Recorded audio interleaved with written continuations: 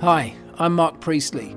After a life spent in the elite environment of the Formula One pit lane learning how to win, this podcast aims to bring that elusive, high-performance culture into your daily lives. In this week's episode, we're following the first few launches of the brand new 2022 F1 cars and looking at the various different approaches to that F1 teams took. What can we learn? Which elements could help us to project ourselves into the wider world or take on new challenges? Welcome to Pit Lane Life Lessons.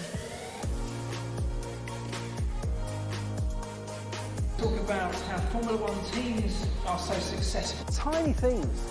But you only find those tiny things when you look for them. Of course, there's only one winner in every Grand Prix, so for everybody else, you haven't won. So it could be deemed that's a failure.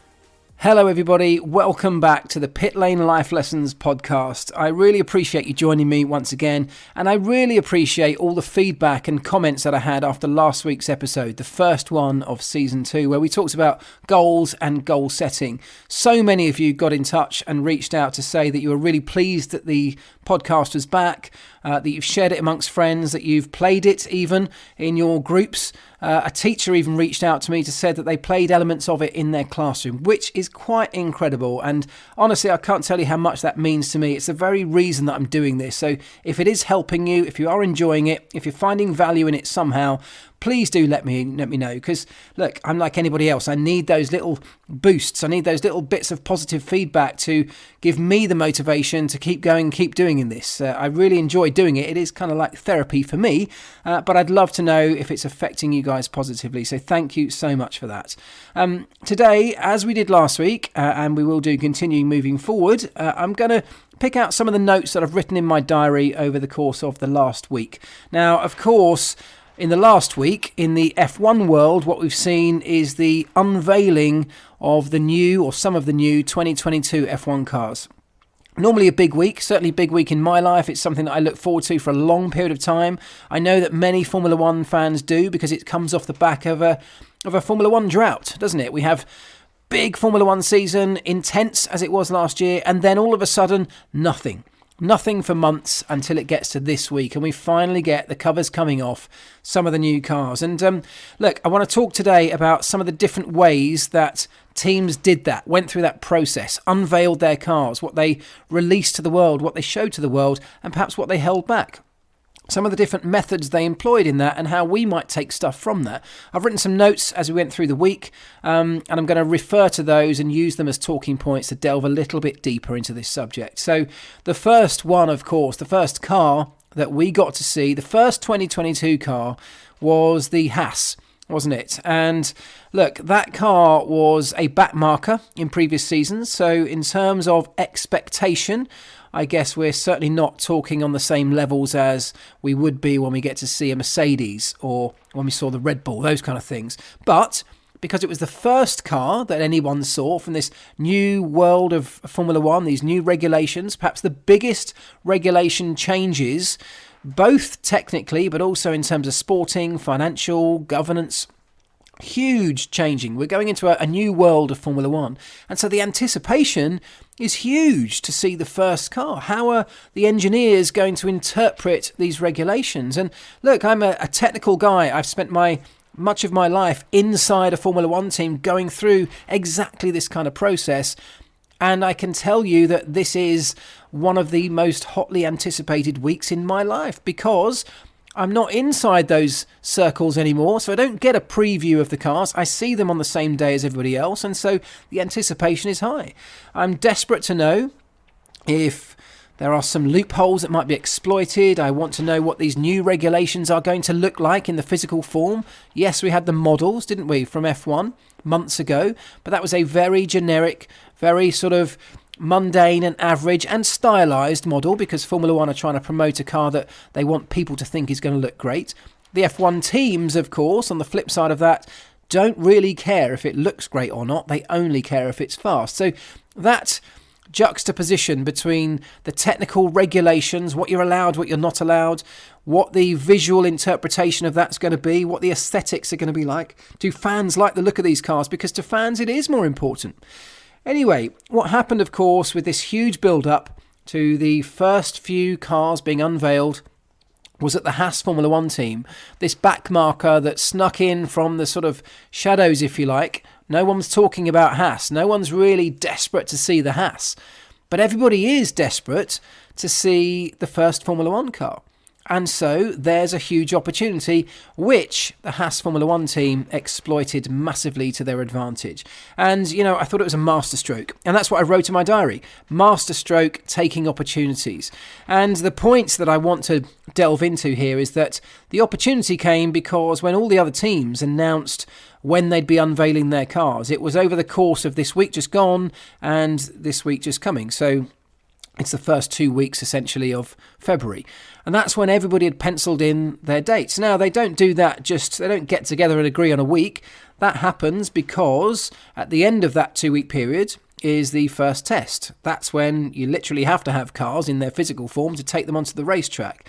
So most teams would take the viewpoint that they would hold on to their cars until the very last minute because they're always working on them, they're developing them, they are taking their time to maximise the available opportunities, the available time they have before they have to actually construct the car, put it together and then ship it out to Barcelona for the first test. Now that's typical, that's normal, that's what Formula One teams have done historically for many, many years.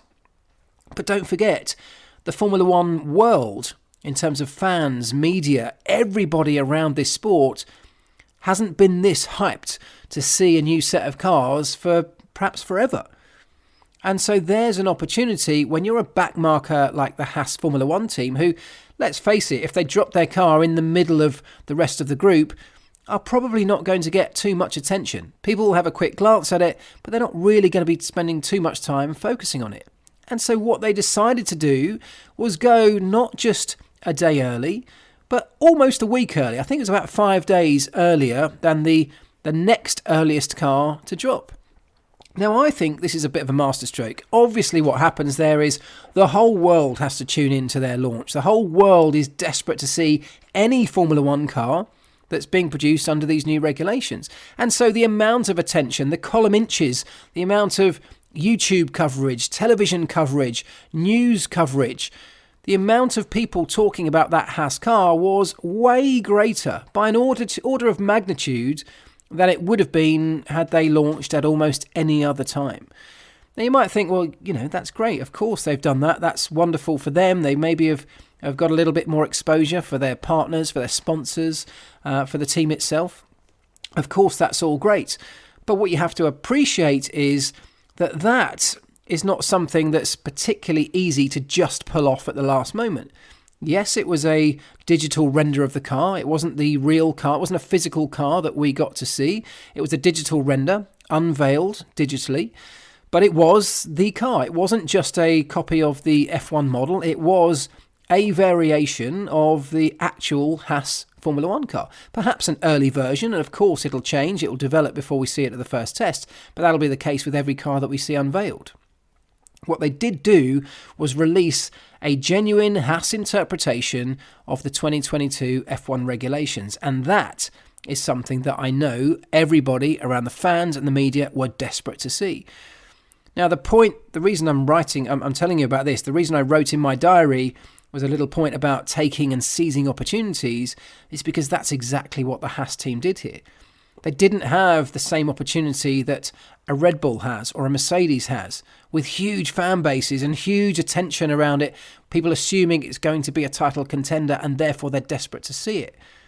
And so they had to seize an opportunity almost out of nowhere to steal some of those column inches, to steal some of that media spotlight.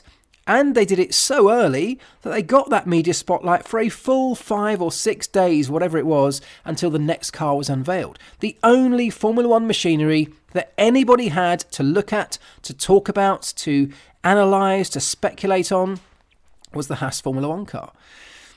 The reason it's so brilliant that they took this opportunity is that that's not as easy as it might seem to pull off.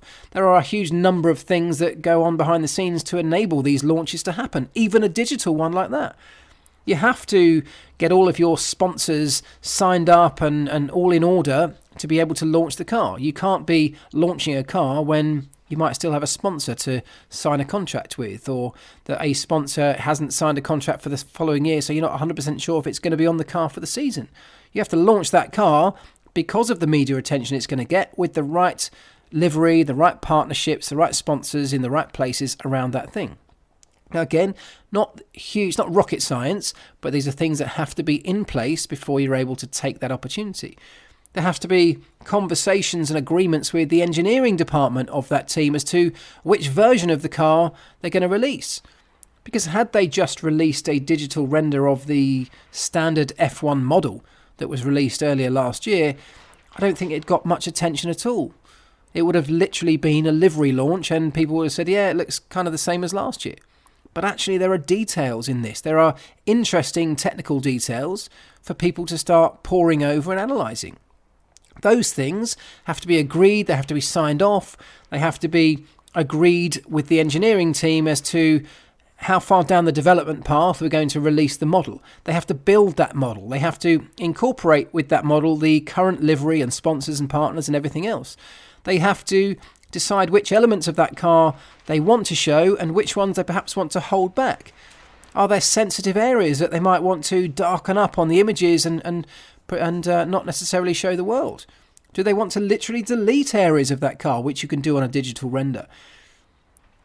They, of course, have to have discussions with management and all the various stakeholders involved that this is going to be a good idea. With huge attention comes the responsibility of getting all of those details right, because you can't hide behind the fact there are other cars being launched at the same time. And if you get something horribly wrong, people are still staring at your car.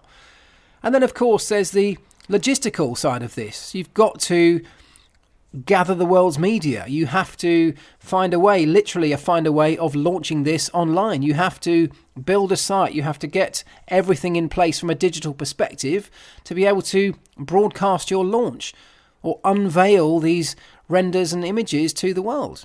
You have to send out the appropriate press pack that goes with it to all the various world's media. There's actually a huge amount that goes on behind the scenes to make this happen. And what I'm telling you here is because that's so impressive, because the Haas Formula One team were ready to seize that opportunity. And that really is the biggest lesson that I guess we take from this. Seizing opportunities is something that is so important. You don't know when the next opportunity is going to come around of that magnitude. When's the next chance that the Haas Formula One team will get to steal that many moments of the media's attention? Whether it's written, visual, video, audio, podcast, whatever. People talked about that car for nearly a week exclusively, without talking about any other Formula One team. Now, the value in that for the team, but even more so for the partners and sponsors, is enormous. I mean, very difficult to actually put a number on, but massive. For a team like that to garner that much exposure, they probably won't get that for the rest of the season. And so, because they were ready, because they had things in place, they were able to move quickly, to act quickly when the opportunity came up, to steal a march on everybody else and not only launch early, but launch so far early, they were even in the week prior to any other team launching their car. Being ready for those opportunities is important. And when I started sort of thinking about the idea of being ready to take opportunities, of course, there are many examples of why that's great. Sometimes it's quite obvious why that can be a really great thing. But I started to think about a moment where I kind of got it horribly wrong. And I said to you last week, I want this podcast to be open and honest. I'm not going to shy away from telling you the bad bits about my life. I'm happy to say when I've made mistakes. And this was kind of one of those. This is one of those moments where I look back and an opportunity presented itself to me and I wasn't ready for it. I didn't take it. In fact, I screwed it up. What I'm talking about is back at McLaren, back in my sort of early days at McLaren really, where I was a number 2 mechanic back in the day. And a number 2 mechanic is, well, it's pretty far down the food chain, if you like. If you think about the organisational hierarchy of the team, of the organisation, you know, it's pretty far down. It's if you think about a pyramid of how a Formula One team structure might look, with the team principal at the top, a number 2 mechanic is some way down, right down towards the bottom. So that was me at the time. That's how I started off life in Formula One, and I was very happy. I enjoyed it. I loved it. That was my dream job come true. And after having been there for a couple of years, and having got over the initial kind of hype and rabbit in the headlights type moments and settled into the role, I started to think about the bigger picture of how our team operated. We'd had a few moments at the racetrack where things had gone wrong, so parts had failed, for example. There was one particular one where a wishbone on the back of Kimi's car failed in qualifying after we just put it on. Brand new component. And it turned out that the joint that sits in the end of the carbon fibre wishbone hadn't been bonded. The two parts hadn't been bonded together properly, so the joint hadn't been bonded correctly to the wishbone. And we went out on track and it failed. Now, I started to think about this once I got over the disappointment of failing in qualifying and starting the race from the back of the grid. I got back after that weekend and it was always on my mind about how on earth that had happened. We had busted a gut to get that car together after an accident, putting all these new parts that had been produced in our factory, bolted it to the car, and that particular component was massively substandard and failed. And it cost us quite dearly. And I began to think more and more about this, about how on earth this huge structure that we had, this huge organisation, could have such seemingly simple yet serious failures. And bearing in mind I was a number 2 mechanic and probably had absolutely no place to start getting above my station and start questioning how we do things as an organisation, or at least that's how a part of me felt back then. I went back into our factory and I started to go around talking to people, trying to get an understanding of kind of what life was like back in our factory. It's not a place that I spent a huge amount of time. I was on the race team, often travelling the world, didn't spend a lot of time in the factory, but I was starting to pick up that it wasn't the happiest place to be. Even on the race team, there were lots of people that were unhappy. There were lots of reasons that people didn't like to work at McLaren at the time. Now, we were hugely successful. We were often challenging for race wins, even for world championships on a regular basis. So why weren't people happy? And a big part of it, I kind of gathered, was it was down to the environment we were asked to operate under. High pressure environment, but if you believed the hierarchy of the organisation, there was very little room for fun. It was very restrictive, in my opinion. People didn't have avenue to go and put their ideas forward and to express their opinions. It was very much the leader says this is what we're going to do, and the people beneath the leader carried out those tasks, those operations. Now, when I got back to the factory and started to walk around in my spare time, just asking people in departments that I'd never been into about what life was like, why did they do certain things a certain way, why were we using this piece of equipment for this particular job, you can imagine the response when this jumped up little idiot comes into the workshop or into the factory and starts asking people who've been there for 10, 20 years why on earth they're doing their job the way they're doing it. You can imagine people were like, well, what are you doing? Why are you asking questions like this? Who on earth do you think you are? And I said to people, well, look, it feels like a lot of people are not happy. It feels like we are perhaps not operating at our best capability here. We've got parts that are reaching the racetrack, that are substandard. And perhaps a part of that is because we've just got people that are just monotonously producing components without really appreciating where those components are going to end up. Anyway, the upshot of all of this was that after circling the factory, doing a bit of sort of covert research in my spare time about what things were like in this factory, and perhaps could there be a link between people's unhappiness, if you like, and these substandard components that kept reaching the racetrack, I decided that I was going to go and see Ron Dennis. Now, that might sound like a flippant sentence to say, but believe me, when you're a number 2 mechanic at the bottom of this huge hierarchy, Ron Dennis is at the very top. He's the pinnacle, the top of that pyramid. Now, this was perhaps a big part of the problem, but most people didn't feel like they had any right to go from the bottom of that pyramid to talk to somebody at the top. And that is exactly the response that I got when I told people that's what I was thinking of doing. People said to me, you're kidding. What on earth are you thinking? I said, how on earth do you think you're going to walk into Ron Dennis's office, the guy who's presided over one of the sport's most successful Formula One teams for years, and tell him that he's not doing it right.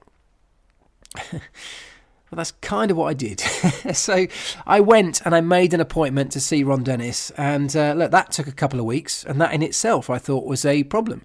A, that people didn't feel like they could approach Ron Dennis. But B, when they finally plucked up the courage, and believe me, it took a huge amount of courage for me to do this.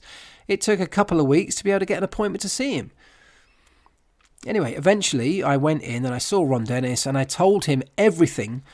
I was shaking like a leaf while I sat in his office, sat in that meeting. I was shaking.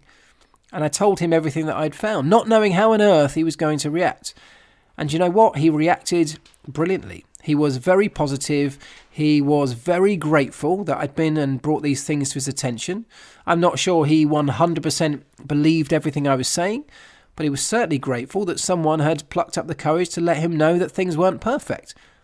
Because if Ron Dennis is nothing else, he is a perfectionist. So if someone says there's something that's not perfect, well, look, he's the guy that's going to happily address it. What he did was put me on to Martin Whitmarsh. He's next in command. He said, right, I'm going to set you up with an appointment. I want you to go and tell everything to Martin, and we will follow this through and we'll get it sorted. And that to me was music to my ears, because I had broken down the barriers of what everybody else feared about going to see Ron. And I had told him that things weren't right, weren't perfect, but I'd done it with a viewpoint of trying to make things better. And so when I went to see Martin Whitmarsh, and I am dragging this story out, but when I went to see Martin Whitmarsh, again, very positive response. We went through a series of meetings and set up a program to address the whole idea of human performance, of well-being, of using the people in the factory and the organisation as a resource, tapping into that resource that we hadn't done before, opening up channels where people could put forward ideas that previously had never felt comfortable doing so. We literally transformed the company, and I take a huge amount of pride that I was a big part of that process. I instigated it to some extent, but I also was a central part of how the process ran and operated. It was a huge moment of pride for me, and something that I still today take great comfort in knowing that I was brave enough to do it, and I think we changed the company's fortunes together as a result. To bring this back to where I started this whole conversation talking about opportunity, one of my biggest potential opportunities at McLaren came in one of those meetings with Martin Whitmarsh, and I fluffed it. Because after this process was underway, Martin Whitmarsh was hugely appreciative. There had been a number of conversations recognising the contribution that I'd made to this process, and I was already being, had a feeling of pride around that. People were starting to know that I'd started this process and why things were beginning to change for the better as a result of that. And I sat in Martin's office one day, and Martin said something to the effect of, we need people like you in this organisation. We haven't got enough people like you in this organisation. And, I sat there brimming from ear to ear, feeling, an enormous sense of well-being and pride. And then Martin Whitmarsh said, what can this company do for you? He said, where do you see yourself in the McLaren organisation 5 years from now? And I absolutely froze. And I had no answer for him. And I came up, and in fact, I'll tell you what my answer was. I'm slightly embarrassed about what my answer was. I'm a little bit ashamed of what my answer was, because my answer to that question was simply, Martin, I don't know. I've always dreamed that I would have a job with a laptop. That was my answer. I mean, how ridiculous is that? What a pathetic answer to a huge question and a huge opportunity that was. I was a number 2 mechanic at the time. Everybody up the hierarchy from me seemed to sit in front of a computer, and at that time that was the very best that I could come up with. And I must have looked and sounded like a complete imbecile, a person with no ambition, a person who had just had pretty much the head of the company that you work for ask you where you'd like to be in 5 years' time and how the company could help you get there. And the best I could do was say I'd love to have a job with a laptop.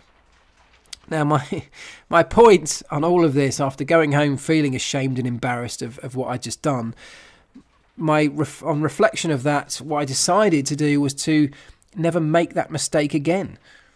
That opportunity was potentially huge. Who knows where that could have led me within the organisation?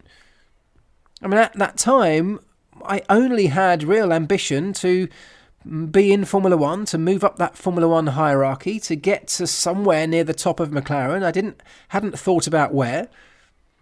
But just look at what I'd done over the past few weeks. I was starting to look at the big picture already as a number 2 mechanic.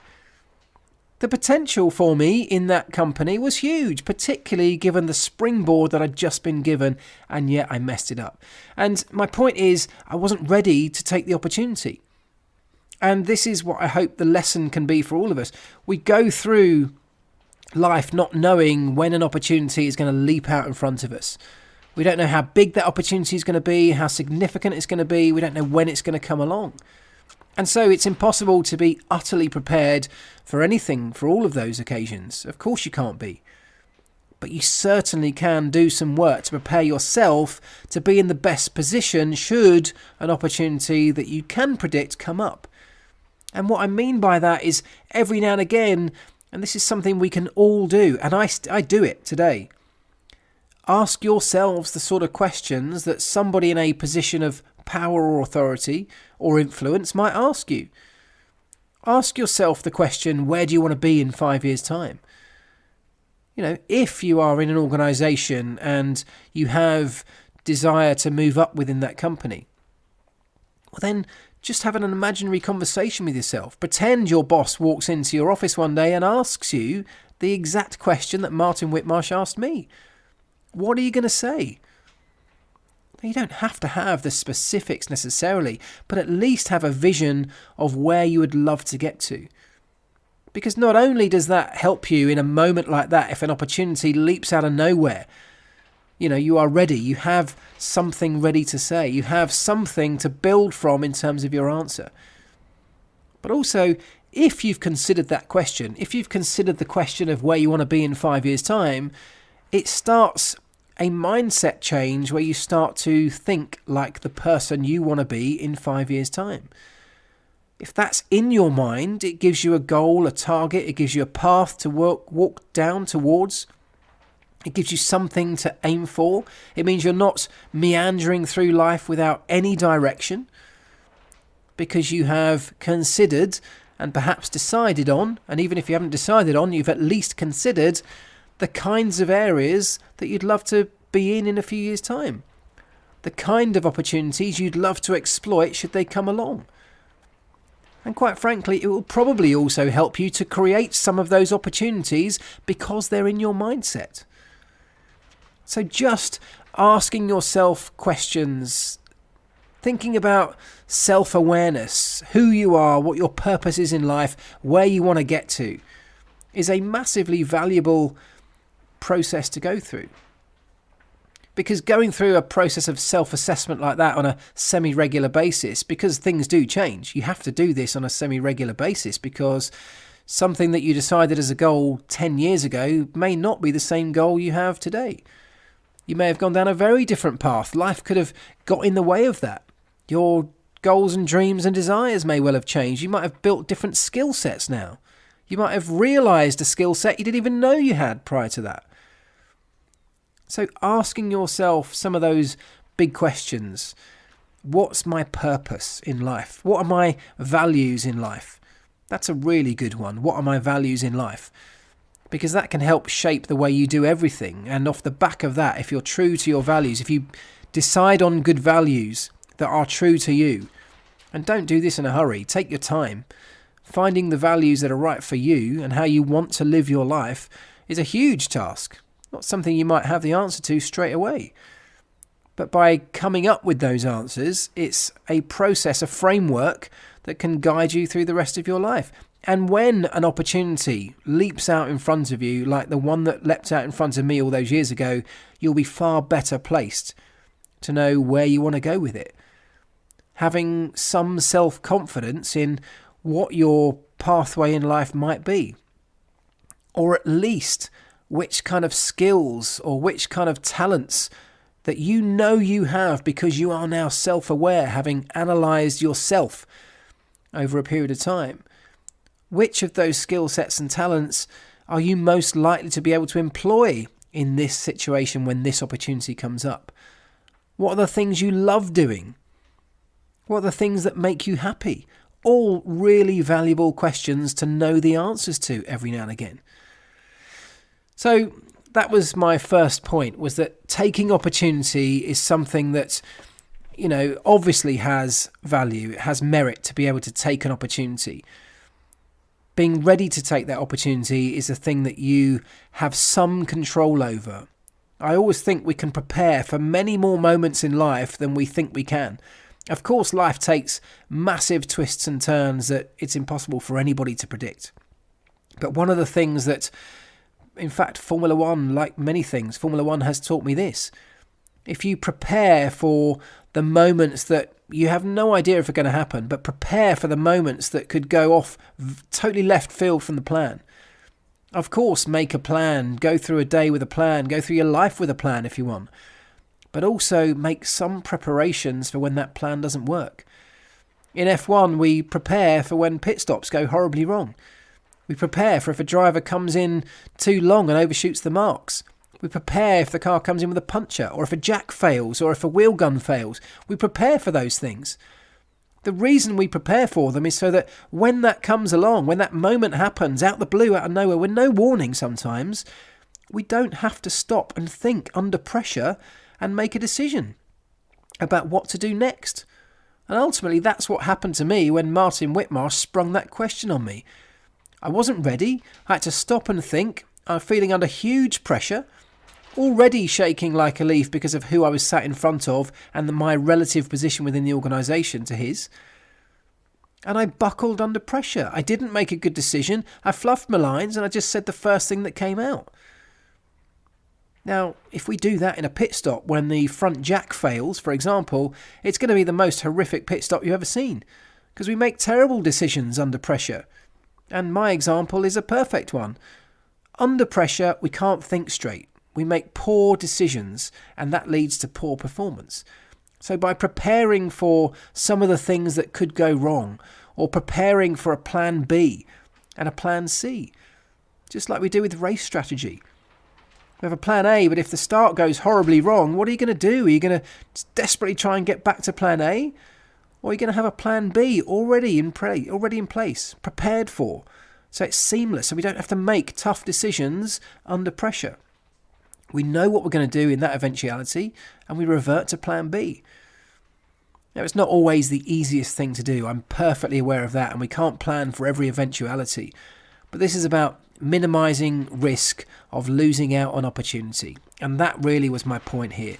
Be as ready as you can be for whatever opportunity might come your way, because you don't know when it's going to come. It may never come again. And it could just be the opportunity that completely changes your life. Now, the next point in my diary, because that one went on a long, long time, didn't it? Sorry about that. The next point was about the next car launches. So after the Haas car, which was this seized opportunity to grab the attention all that time earlier than everyone else with a digital render, then we got the next couple of cars, didn't we? We got the Red Bull and we got the Aston Martin. Now, those were two that I was particularly interested in. Red Bull, of course, because people might imagine they're title contenders. And then Aston Martin, because you'd say they had a really disappointing year last year, that they underperformed due to, compared to expectation. And yet 2022 could be a real opportunity for them to bounce back. Now, if we take the Red Bull launch that came first, the note that I wrote in my diary on that particular day was, hang on, let me find it. Okay, the note that I wrote that day was, how much do we reveal? And that note refers to the fact that the Red Bull's viewpoint on this 2022 car launch was that essentially they weren't going to reveal their car. They essentially revealed a Red Bull liveried version of the F1 model that had been released to the world the year before. And I think a lot of people were really disappointed in that. because whilst we have no right as fans to see those cars any earlier than the fact that the moment they all hit the racetrack, the teams have no obligation to do that. There's nothing in the rules that say they have to release them at any given point. But I think, as I said about the Haas launch, there was huge expectation. And after 5 days of talking about what many people might consider a backmarker car in the Haas, we were finally going to get to see perhaps opposing view from one of the front runners, with huge resource, brilliant people, with Adrian Newey leading the design team. What on earth could he take from this brand new set of regulations? And yet we saw almost nothing. Now, the reason that I thought that was interesting, and the reason I'm linking it to the launch that we got the following day, the Aston Martin launch, was because this was a team that had taken the decision to essentially not reveal anything to the world and to keep their cards close to their chest, to essentially hide everything away and keep it to themselves until the last minute. Now, of course, we can completely understand the viewpoint behind that. You can completely see why a team like Red Bull would want to do it, particularly in a year where everything's new and so everybody else is looking with a fine-tooth comb, with a magnifying glass at what you're doing, in case you've come up with an idea that they haven't. It's perfectly natural to think this is what teams might have all done this year. And so it got me thinking about how much we reveal of the teams and the cars, and whether it's better to keep stuff internal. Of course, inside, they're still working away flat out on that car, still developing, still building, probably putting things together. And of course, we'll see it for the first time when the car hits the track in a week and a half or so at the Barcelona test. Now, the very next day, we got a completely different approach. And this was one that's perhaps surprised me, but actually on reflection, I think is a really sensible way to do things. Aston Martin, a day after Red Bull, launched their actual car. No digital render, no mock-up from the F1 model, but their actual car to the world. And even more impressive than that, in my mind, was that one of the reasons they were able to do that, or one of the reasons they chose to do that, was because the very next day, they were running that car on the racetrack in their shakedown. That means they get to turn a wheel a full 2 weeks before the test happens. Just for a day, just for a limited mileage, limited opportunity, as the shakedowns have within the regulations. But at Silverstone, outside the doors of their own factory, where they'll get an amount of mileage on it, on the new engine, on the new components, on the tyres. They'll run the push rods, the track rods, the suspension components, the drivetrain will get put through its paces. All of the systems on the car can be checked. The garage that the team will operate out of at the test, with all of its systems, probably many of them new as well, can be run through, can be tested. The intercoms, the communication systems, the ways of working, any new people that might be involved. Everything gets a shakedown, not just the car. And the advantage, of course, of doing that 2 weeks before the test is that at the end of that day, on Friday, having done those miles around the racetrack, they'll roll it back into their factory. The car will get ripped apart, stripped down. The data will be poured over. And any opportunities they find from that shakedown test, many of them can be implemented or set into action, and perhaps even put in place by the time the car goes testing for real out in Barcelona. Now, the flip side of that, if you like, the cons, if you like, if you take those as the pros, the cons are, of course, that the world got to see their car before many other people's.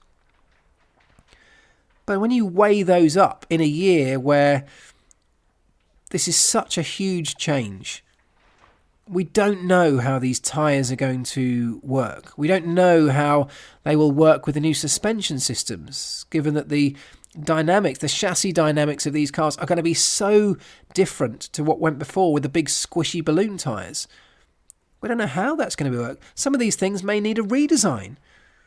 Now, of course, you're still limited with what you can redesign in 2 weeks, But if you think about the first race, well, then there's definitely opportunity to redesign, remanufacture components if there were a need for that.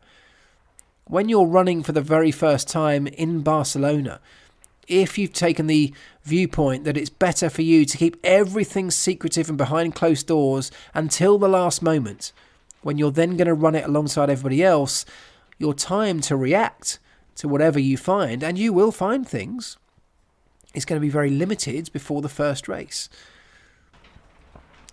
Now, my biggest point that I took from this was that the way that Aston Martin had done it, I think is commendable, particularly in this year. I think that, of course, they will still have new components coming before they get to the test, and particularly for the first race, as everybody will, development continues. But what they've managed to gain is a huge amount of data much earlier than everybody else, a huge amount of learning.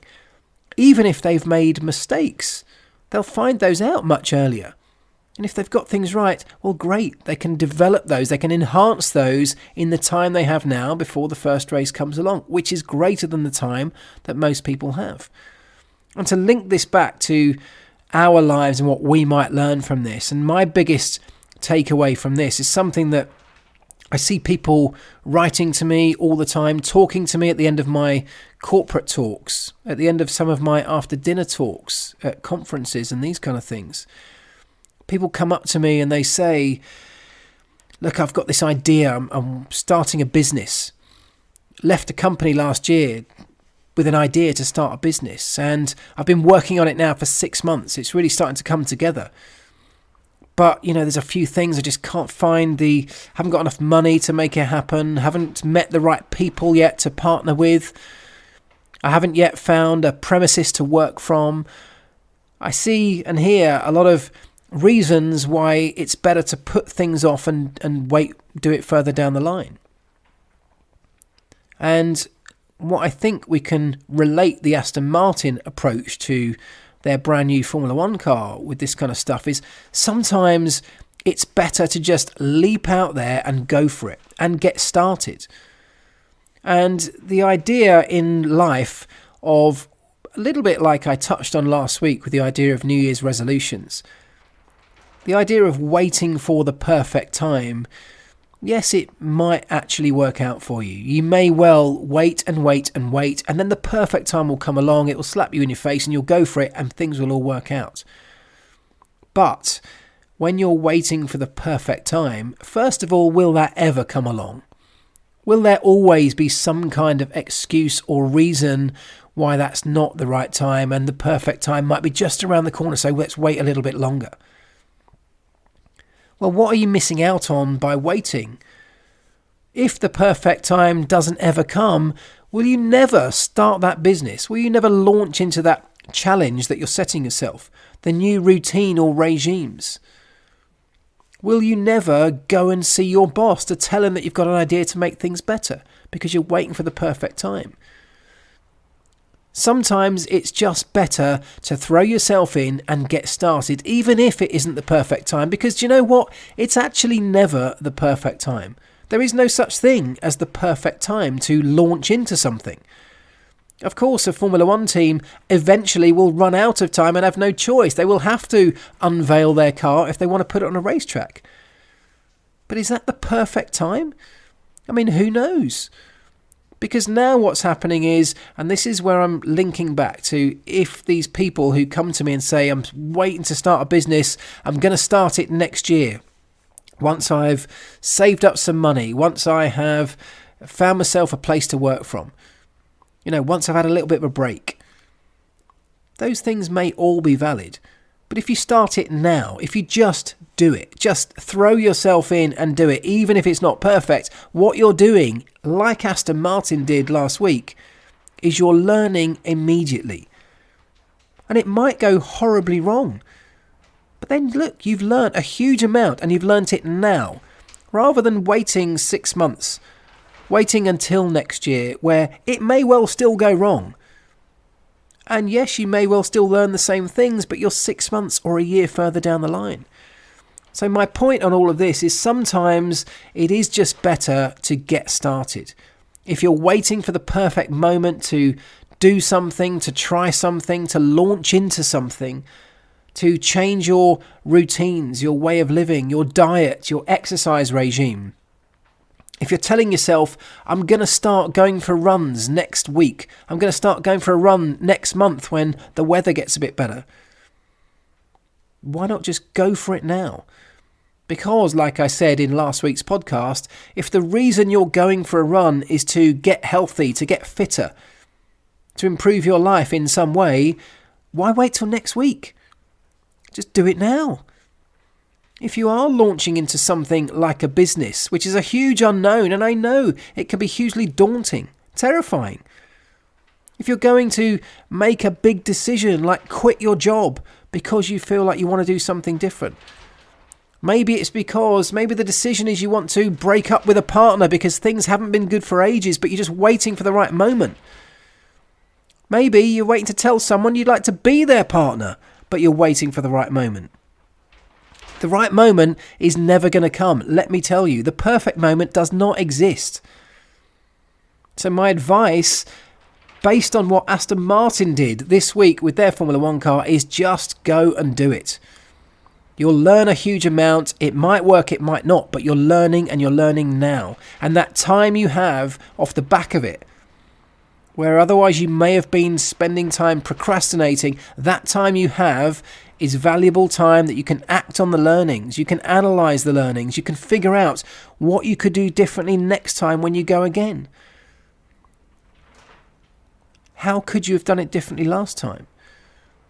Are there changes you could make to make it work? The point is, if you don't do it, you just never know. You won't know. You'll be sitting there for the next 2 weeks, your next 3 weeks, not knowing. Red Bull are sitting in their factory right now. Of course, they're frantically working away, desperately trying to improve that car. But they don't know how it's going to run. They don't know if it's going to work or how it's going to work. And they will only find that out in a couple of weeks' time, along with everybody else. Aston Martin have an advantage in that front. And so look, I just thought it was interesting that there are some hugely different approaches from Formula One teams about how to approach this launch season. A launch season unlike any other, of course, because of the scale of the changes involved this year. But something that I found fascinating and relatable to various elements of my life, the business life that I lead, the life that a lot of people come and ask me questions about. And so I hope there's some lessons in all of that perhaps we can benefit from as a result. Some of the links might be slightly tenuous, but does that matter? The idea behind this podcast is to find lessons from the world of Formula One that either from my experiences in the past or from the things that are happening in the world of Formula One right now. From your experiences, if you're happy to share them with me. And then expand on them and try and learn things that we can all benefit from. And I personally think that this idea of taking opportunities and being ready to take opportunities is huge. That changed my life that day that I sat in Marty Whitmarsh's office. It didn't change my life in terms of accelerating my progress through the McLaren organisation because I mucked up that opportunity. I mean, look, my life has turned out okay. I'm very happy. I'm quite happy as things are right now. But I wonder what life would have been like had I been able to seize that opportunity, been ready to use that opportunity to catapult me up through the organisation. Would I still have been there now today? Who knows? So that was the first one. The other one is this idea of just going for it. How much are we holding back and why are we holding back? What's the reason we're not just leaping into the action or the decision today? And is that reason valid? Is it justified? Or are we actually just deep down procrastinating, making excuses for ourselves because perhaps it's a difficult decision? Perhaps the potential outcomes could be scary. But look, if we're making a big decision like that, a life decision, whether it's a business decision in terms of starting one, whether it's trying to make a bid for promotion in a company, whether it's a personal decision around relationships or family or anything else, presumably if we're making those big decisions, we're doing it because we think there's some benefit. one way or the other because we think it's the right thing to do, either for us or the people around us. And if that value holds true, if that reasoning behind the decision is a valid one, if you can question that reasoning and still find the reasoning to be true, then my advice is, let's not procrastinate anymore. Let's get on with it. Let's go for it. Let's take the leap, even if it's a leap into the unknown, because what you find when you leap into the unknown are answers. Some will be answers you're after. Some will definitely be answers you're not after. But as we've talked about on episodes in the past, from the biggest failures in life come your biggest learnings. And that moment I sat in Martin Whitmarsh's office and failed miserably, I learnt one of the most valuable lessons of my life. And here I am today, perhaps sharing it with you. So listen, that's where I'm going to end it today. I hope it's another episode that's enjoyable. I hope it's an episode where there might be some value in it for you, that you might have learnt some things. I would love it if you could share this around. I'd love it if you share your thoughts with me. I'd love it if you could subscribe to the podcast, drop me a follow or a like or a review. A 5-star review on Apple Podcasts particularly is huge. And leave a comment. Any of those interactions are hugely valuable to me. I massively appreciate them. I hope you all have a wonderful week. More car launches next week and more pit lane life lessons as well. Have a good one, folks. I'll see you soon. Bye-bye.